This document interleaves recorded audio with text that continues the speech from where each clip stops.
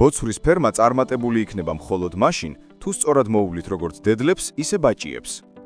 მაწოვარი დედლებისთვის საჭიროა გაძლიერებული და დროული კვება, სუფთა ბუდე და მშვიდი მოპყრობა.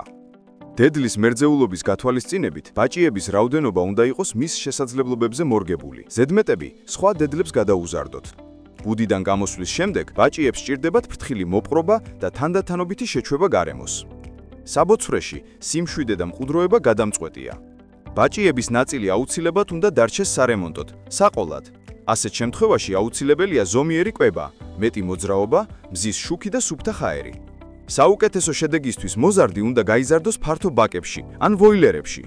გასასუქებელი ბოცვრებისთვის კი პირიქით საჭიროა უხეში საკვები, ზედმეტი მოძრაობის შეზღუდვა და მშვიდი გარემო. მათი დაკლა უმჯობესია შემოდგომა ზამთარში, როცა ტყაო ბეწვი საუკეთესო ხარისხს აღწევს. ბოცვრის მტრებია ვირთაგვები, კატები, ძაღლები, დედოფლა და ბაღლინჯო. აუცილებელია მათი წინააღმდეგ ბრძოლა და სისუფთავის დაცვა. სწორი კვება, უსაფრთხოება და სისტემური მოვლა ეს არის წარმატებული მებოცვრეობის საიდუმლო.